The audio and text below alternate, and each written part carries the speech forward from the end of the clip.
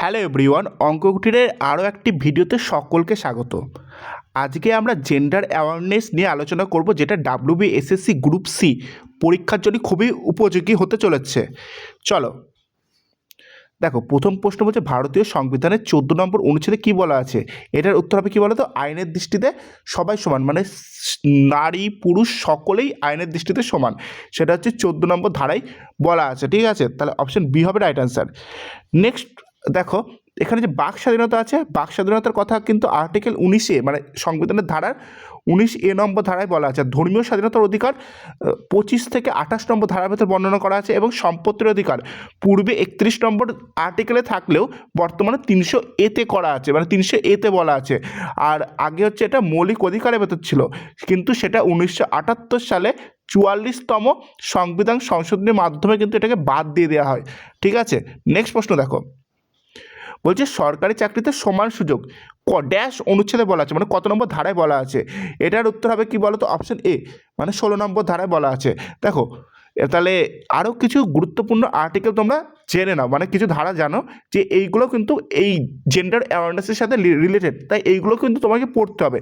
যেমন কি এখানে বলা আছে আর্টিকেল 15A, লিঙ্গের ভিত্তিতে বৈষম্য নিষিদ্ধ, ঠিক আছে।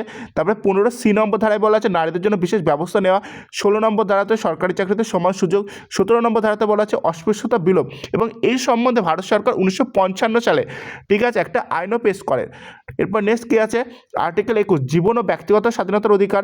তারপর আছে আর্টিকেল 39D, সমান কাজের জন্য সমান মজুরি। তারপর হচ্ছে 42 নম্বর আর্টিকেলে বলা আছে মাতৃত্বকালীন ছুটি, ঠিক আছে। আর 45 নম্বর আর্টিকেলে বলা আছে 6 বছর বয়সের নিচের শিশুর প্রতি যত্ন নেওয়া, এবং 47 নম্বর আর্টিকেলে বলা আছে রাষ্ট্র নাগরিকদের জন্য পুষ্টিকর খাবার দেবে। তাহলে সমস্ত কিন্তু ধারাগুলো ইম্পর্টেন্ট। এবার নেক্সট প্রশ্ন দেখো, বলছে মানব পাচার নিষিদ্ধ ড্যাশ ধারায় বলা আছে। এটার উত্তর কি, অপশন বি, 23 নম্বর ধারায় বলা আছে। আচ্ছা, এবার তাহলে বাকি আরও কিছু ধারা দেখা যায়, যেমন আর্টিকেল 51, নারীদের মর্যাদা বা অসম্মান না করা, মানে এটা সকলের কর্তব্য, এটা 51E নম্বর ধারায় বলা আছে। আবার কি আর্টিকেল 243D, পঞ্চায়েতে নারীদের জন্য 1/3 অংশ আসন সংরক্ষণ করতে হবে, এটা বলা আছে, ঠিক আছে। আরও কিছু আর্টিকেল দেখো, যেমন আর্টিকেল 29, মানে 29, নাগরিকদের শিক্ষার অধিকারের কথা বলা আছে। এবং আর্টিকেল 39A, যারা গরিব মানুষ, ঠিক আছে, তাদের বিনা অর্থে আইনগত সাহায্য দানের কথা বলা আছে। এবং আর্টিকেল 24 কি বলে, 14 বছরের নিচে যদি কোনো শিশুকে তুমি কলকারখানা বা জোর কোথাও কাজ করতে দেখো, ঠিক আছে, তার বিরুদ্ধে শাস্তিযোগ্য, মানে আইনগত শাস্তি দেওয়া হবে, সেটা বলা আছে 24 নম্বর ধারায়, ঠিক আছে। এবার নেক্সট প্রশ্ন দেখো, যে পঞ্চায়েতে নারীদের সংরক্ষণ কততম সংবিধান সংশোধনীতে বলা আছে। এটার উত্তর কি, অপশন বি, 73 ও 74তম সংবিধান সংশোধনী নিয়ে এবং এই যে সংশোধনীটা, এটা কত সালে পাস হয় বলো তো, 1992 সালে, ঠিক আছে। আচ্ছা, তাহলে উত্তর হবে অপশন বি। এবার নেক্সট দেখে নাও, আর যে কটা সংশোধনী আছে, যেমন 69তম সংশোধনী, এটা কত সালে পেশ হয়, 1991 সালে। এবং এই সংশোধনীতে কী বলা হয়, দিল্লিকে জাতীয় রাজধানী অঞ্চলে ঘোষণা করা হয়।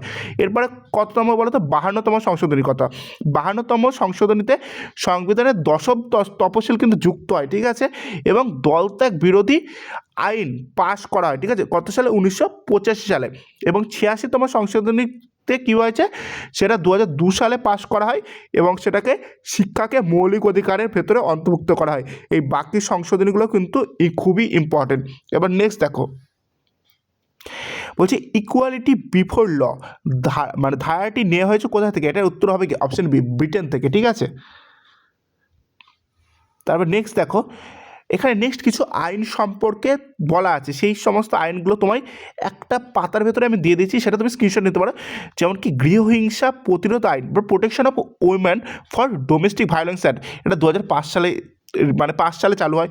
তারপরে কর্মস্থলে যৌন হয়রানি প্রতিরোধ আইন বা পস অ্যাক্ট, ঠিক আছে, সেটা 2013 সালে। তারপর পণ নিষিদ্ধ আইন, সেটা হচ্ছে 1961 সালে। তারপর বাল্যবিবাহ নিষিদ্ধ আইন 2006 সালে। তারপর ট্রান্সজেন্ডার অধিকার আইন 2019 সালে। এবং যৌন অপরাধ থেকে শিশুদের সুরক্ষা আইন, মানে যেটাকে পক্সকো বলা হয়, সেটা 2012 সালে, ঠিক আছে। সবকটা আইনই কিন্তু ইম্পর্টেন্ট। এবার নেক্সট, গৃহহিংসা আইন সুরক্ষা দেয় কাকে, নারী পুরুষ উভয় না শিশু। উত্তর হবে শুধু কি, অপশন এ, নারী, ঠিক আছে, অপশন এ হবে রাইট অ্যান্সার। নেক্সট দেখো, যে মাতৃত্ব সুবিধা আইন 1961 সালে যেটা পেশ করা, সেটা লাস্ট কবে সংশোধন করায়। এর উত্তর হবে কি, অপশন বি, 2017 সালে। এর পরবর্তী প্রশ্ন দেখো, বলছে মাতৃত্বকালীন ছুটি কবে? আচ্ছা কত দিনের জন্য দেওয়া হয়? অপশান সি 26 সপ্তাহ। মানে যদি তোমার ফার্স্ট চাইল্ড হয়, ঠিক আছে, সেক্ষেত্রে তুমি 26 সপ্তাহ পাবে এবং সেকেন্ড চাইল্ড হলো 26 সপ্তাহ পাবো। কিন্তু থার্ড যদি চাইল্ড হয় তারপরে, তাহলে সে কিন্তু 12 সপ্তাহ ছুটি পাবে। সেটাই 2017 সালে বলা হয়েছে, ঠিক আছে। এবার নেক্সট বলছে পুরুষদের ন্যূনতম বিবাহযোগ্য বয়স কত? আচ্ছা, তোমরা সকলে জানো মহিলাদের মানে ন্যূনতম বিবাহযোগ্য বয়স হচ্ছে 18 বছর, কিন্তু পুরুষদের ক্ষেত্রে সেটা না। পুরুষদের ক্ষেত্রে অপশন ডি, মানে 21 বছর হবে রাইট অ্যান্সার, ঠিক আছে। এবার নেক্সট প্রশ্ন দেখো যে কন্যাশ্রী প্রকল্প যেটি পশ্চিমবঙ্গ সরকার কত তারিখে চালু করে বলো তো? 1 অক্টোবর 2013 সালে চালু করেন। সেটির মূল লক্ষ্য কী ছিল? সেটির মূল লক্ষ্য ছিল কি? অপশন এ বাল্যবিবাহ রোধ করা এবং মেয়েদেরকে বিদ্যালয়মুখী করে তোলা, ঠিক আছে। এবং এই প্রকল্প কিন্তু রাষ্ট্রসংঘ দ্বারা 2017 সালে, ঠিক আছে, একটা পুরস্কার পায়, ঠিক আছে। সেটাও কিন্তু তোমায় মাথায় রাখতে হবে, 2017 সালে। এবার নেক্সট প্রশ্ন বলছে কন্যাশ্রী দিবস কবে পালন করা হয়? এটা উত্তর কি? Option A 14 August. আচ্ছা, 16 আগস্ট কিন্তু খেলা হবে দিবস পালন করা হয়। 1 সেপ্টেম্বর পুলিশ দিবস এবং 1 ডিসেম্বর কিন্তু এইডস দিবস পালন করা হয়। তাহলে অপশন এ হবে রাইট অ্যান্সার, ঠিক আছে। এরপরে কী বলছে সবুজ সাথী প্রকল্প যেটি পশ্চিমবঙ্গ সরকার কত সালে চালু করে? দেখো 2015 সালে চালু করে এবং যার মূল উদ্দেশ্য ছিল কিন্তু ছাত্রছাত্রীদের বিদ্যালয়ে, যে মূল উদ্দেশ্যটা মাথায় রাখবো, ছাত্রছাত্রীদের বিদ্যালয়ে যাতায়াতের সুবিধা করা। এবং এই প্রকল্পের আওতায় কোন শ্রেণীর ছাত্রছাত্রীরা পড়ে? এটা উত্তর হবে কি? অপশন ডি, নবম থেকে দ্বাদশ শ্রেণী, ঠিক আছে। এরপরে বলছে রূপশ্রী প্রকল্প, ঠিক আছে, কবে চালু হয়? এটার উত্তর হবে 2018 সালে। তাহলে অপশন সি হবে রাইট অ্যান্সার, ঠিক আছে। এবার নেক্সট বলছে কি ঐক্যশ্রী প্রকল্প। আচ্ছা, রূপশ্রী প্রকল্পটা আগে বলে দিই। রূপশ্রী প্রকল্পটা কী বলো তো? ঐক্যশ্রী বলছি না, আগের যেটা প্রশ্নটা গেল, যে রূপশ্রী প্রকল্প সেটা হচ্ছে মানে উচ্চশিক্ষার জন্য, মানে যাতে বিয়ে তাড়াতাড়ি না করে, ঠিক আছে, তার জন্য উচ্চশিক্ষায় শিক্ষিত করার জন্য 25,000 টাকা করে দেবে বিবাহের সময়, ঠিক আছে। এটা হচ্ছে রূপশ্রী প্রকল্প। আর ঐক্যশ্রী প্রকল্প কি? ঐক্যশ্রী প্রকল্প হচ্ছে সংখ্যালঘুদের জন্য, ঠিক আছে। এটা 2019 সালে চালু করা হয়। অপশন সি হবে রাইট অ্যান্সার। এরপরে হি ফর শি ক্যাম্পেইন উৎসাহিত করে কি? এখানে নারীদের সমর্থন করবে, পুরুষ ও ছেলেরা লিঙ্গ সমতার পক্ষে দাঁড়াবে। তাহলে অপশন বি হবে রাইট অ্যান্সার, ঠিক আছে। তারপরে কর্মস্থলে অভিযোগ করার সময়সীমা কত? যদি কর্মস্থলে কোনো নারী, ঠিক আছে, যদি হচ্ছে হেনস্থা হয়, তাহলে তার অভিযোগ করার সময়সীমা কিন্তু অপশন সি 3 মাসের ভেতর অভিযোগ তাকে করতে হবে। এবার নেক্সট আসছে ন্যাশনাল কমিশন ফর ওমেন, মানে NCW প্রতিষ্ঠিত হয় কত সালে? অপশন সি 1992 সালে, ঠিক আছে। আচ্ছা, ন্যাশনাল কমিশন ফর ওমেন এটা কিন্তু নারীদের অধিকার রক্ষায় কাজ করে। এটাও দিতে পারে যে ন্যাশনাল নিচের কোনটি নারীদের অধিকার রক্ষায় কাজ করে, সেটা হচ্ছে যেমন NCW দিতে পারে, সেটাই কিন্তু, ঠিক আছে, ন্যাশনাল কমিশন ফর ওমেন। এরপরে বেটি বাঁচাও বেটি পড়াও শুরু হয় কত সালে? এটা হচ্ছে অপশন বি 2015 সালে, ঠিক আছে। আচ্ছা, বেটি বাঁচাও বেটি পড়াও এর মূল লক্ষ্য কী ছিল? মেয়েদের চাকরি দেওয়া, কন্যা সন্তানের বাঁচা, সুরক্ষা, শিক্ষা। তাহলে অপশন বি হবে রাইট অ্যান্সার, ঠিক আছে। এরপরে নেক্সট SDG 5। আগের দিন আমি SDG বুঝিয়েছি, ন্যাশনাল এডুকেশন পলিসি বোঝানোর সময়। যদি না বুঝতে পারো ওই ভিডিওটা অবশ্যই দেখে নেবে। SDG 5 সম্পর্কিত কী বলো তো? এটা হচ্ছে কি? অপশন সি লিঙ্গ সমতা।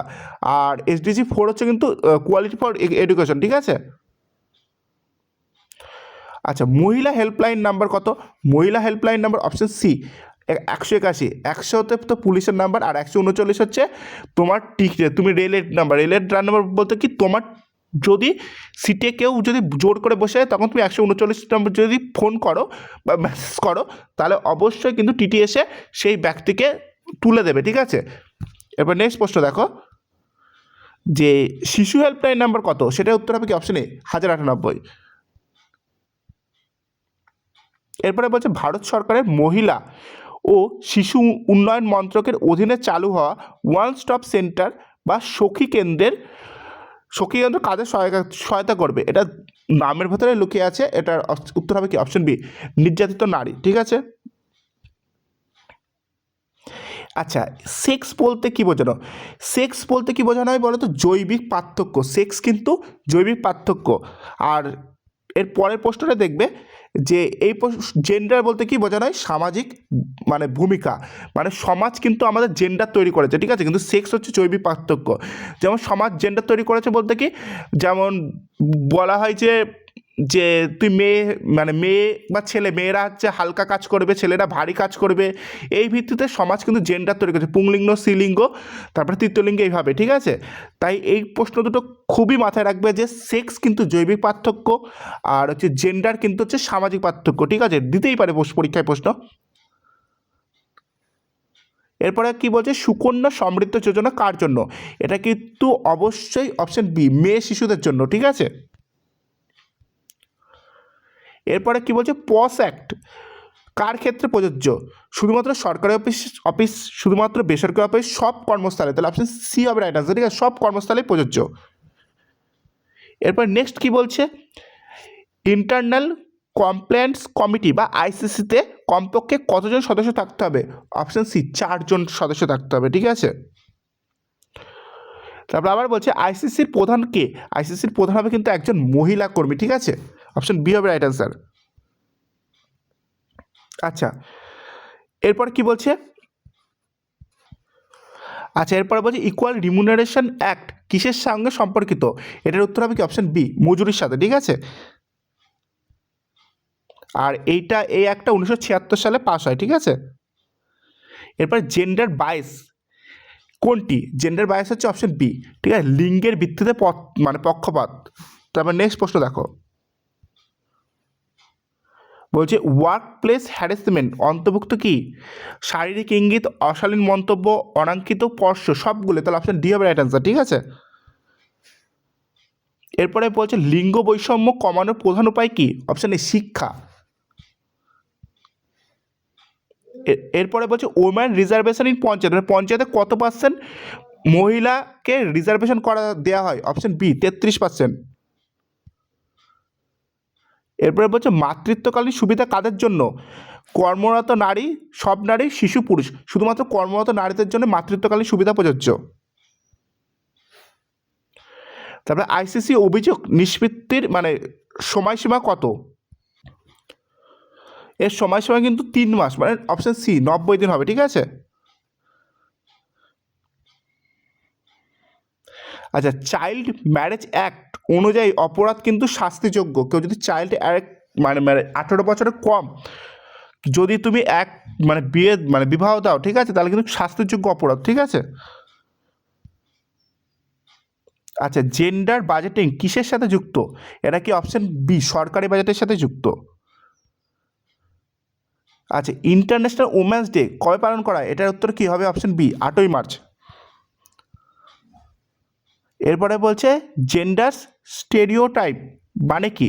এটার মানে কি স্থির ধারণা, মানে যে ধারণা প্রচলিত ধারণা আর কি। মানে কি, যেমন ধরো মানে যেমন পুরুষরা হচ্ছে মানে মানে মহিলারা সাধারণত যারা মেয়েরা হয় তারা অঙ্ক পারে না, এটা একটা ধারণা, ঠিক আছে। এই ধারণাটা যেমন চলে আসে ছেলে বা মেয়েরা মেয়েদের মুখস্থবিদ্যা বেশি, তারপরে পুরুষরা হচ্ছে মানে ছেলেরা হচ্ছে মুখস্থ কম করে, ছেলেরা সারাক্ষণ খেলাধুলা করে, এই যে ধারণাগুলো, ঠিক আছে, এটাকেই বলা হয় জেন্ডার স্টেরিওটাইপ। যেমন নিচে তারপরে প্রশ্নে বলছে জেন্ডার স্টেরিওটাইপ কোনটি? মেয়েরা অঙ্ক পারে না, এই যে এটা উত্তর হবে, ঠিক আছে, অপশন এ রাইট অ্যান্সার। যে ধারণা প্রচলিত আছে, যদিও এই ধারণা এখন বর্তমানে পাল্টাচ্ছে, কিন্তু যেই ধারণা প্রচলিত আছে সেটাই জেন্ডার স্টেরিওটাইপ। আচ্ছা, আর একটা টার্ম চলে গেল, যে টার্ম চলে গেছিলো যে জেন্ডার বায়াসকে, এই প্রশ্নটা আমি পরে বলছি, তার আগে জেন্ডার বায়াসটা বুঝিয়ে দিই।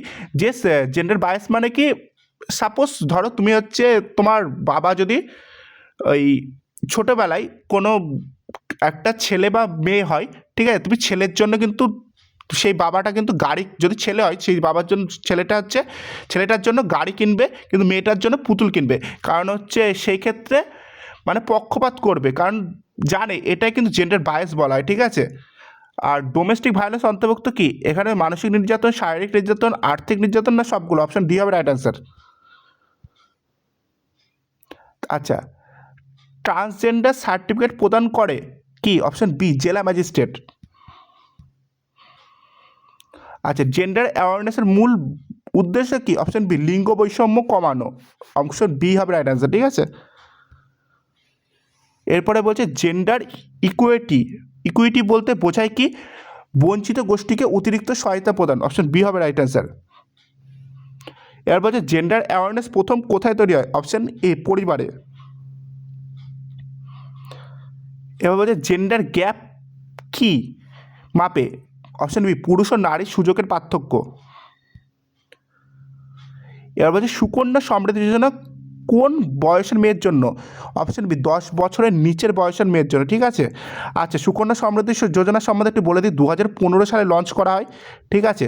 10 বছরের নিচের যদি কন্যা সন্তান থাকে তারা পোস্ট অফিস পোস্ট অফিসের মাধ্যমে এই যোজনা করতে পারে, ঠিক আছে। এখানে সমৃদ্ধি বানানটা ভুল আছে, ঠিক আছে। আর আরও কিছু বলছি, ন্যূনতম 250 টাকা দিতে পারে, ম্যাক্সিমাম 1.5 লক্ষ টাকা দিতে পারে। আর ম্যাচুরিটি কত সালে হয় বলো তো? 21 সালে হয়, কিন্তু 18 সালে 18 বছর যখন হবে ওই কন্যার, তখন সে শিক্ষার জন্য 50% টাকা তুলে নিতে পারে, ঠিক আছে। কিন্তু 21 বছরে গিয়ে কিন্তু ম্যাচুরিটিটা পুরোপুরি হয় 100%। জেন্ডার বাজেট প্রথম কোন বছর চালু করা হয়? অপশন বি 2005 সালে। এরপরে বলছে দিশা অ্যাক্ট, ঠিক আছে, 2020 অনুযায়ী, এইটা মাথায় রাখবে কত সালে পাস করে? 2020 অনুযায়ী ধর্ষণ মামলা বিচার সম্পন্ন করার সময়সীমা কত? অপশান সি 21 দিন, ঠিক আছে। এবার দেখো সাইবার স্টলকিং, ঠিক আছে। স্টলকিং কী ধরনের অপরাধ? এটা হচ্ছে কী বলতো? ইন্টারনেটের মাধ্যমে লিঙ্গভিত্তিক, ইন্টারনেটের মাধ্যমে কাউকে থ্রেট করা, হেনস্থা করা, বারবার বিরক্ত করা, এই ধরনের অপরাধ। আচ্ছা, পস্কো অ্যাক্টে চাইল্ড বলতে কাদের বোঝানো হয়? 18 বছর নিচের সমস্ত শিশুকে, ঠিক আছে। আচ্ছা, একজন মানুষ যদি ভালো উদাহরণ বা রোল মডেল হতে চান তাহলে প্রথমে কি করা উচিত? প্রথমে অপশন এ নিজের থেকে শুরু করে নিজেকে আরও ভালো মানুষে রূপান্তর করা। আচ্ছা, ট্রিপল বার্ডেন বলতে কী বোঝানো হয়? ট্রিপল বার্ডেন বলতে কি বাড়ির কাজ, বেতনভুক্ত কাজ প্লাস সামাজিক প্রত্যাশার অতিরিক্ত চাপ। কি, যদি কোনো একটা মহিলা, যেমন মহিলা যদি জব করে, সে সকালবেলা বাড়ির কাজ করবে, রান্নাবান্না করবে, প্লাস দুপুরে গিয়ে দুপুরে তার জবের টাইমে গিয়ে সে তার জবটাও করবে, এবং বাড়ি যখন আসবে আবার সে বাড়ির কাজ করবে, এবং এছাড়াও যদি আরও কিছু চাহিদা থাকে সেই চাহিদাও কিন্তু পূরণ করবে। একে বলে ট্রিপল বার্ডেন, ঠিক আছে। আচ্ছা, অদৃশ্য বাধা কি? অপশন বি নারীর উন্নতিতে লুকোনো বাধা, এটাকে অদৃশ্য বাধা বলা হয়, ঠিক আছে। এরপরে কি অপরিচিত বিল কোন মৌলিক অধিকারের সঙ্গে যুক্ত? এটার উত্তর কী হবে? অপশন বি আর্টিকেল 14, 15, 3, 19 এবং 21 নম্বর ধারার সাথে যুক্ত। আচ্ছা, আজকের ভিডিওটি এই পর্যন্ত ছিল। আশা করি এর বাইরে তোমার জেন্ডার অ্যাওয়ারনেস থেকে কোনো প্রশ্ন আসবে না। তাই যদি ভিডিওটা ভালো লাগে অবশ্যই চ্যানেলটা সাবস্ক্রাইব করে দেও, পাশে থাকা বেল আইকনটা ক্লিক করে দেও। আর ভিডিওটা দেখার জন্য সকলকে ধন্যবাদ।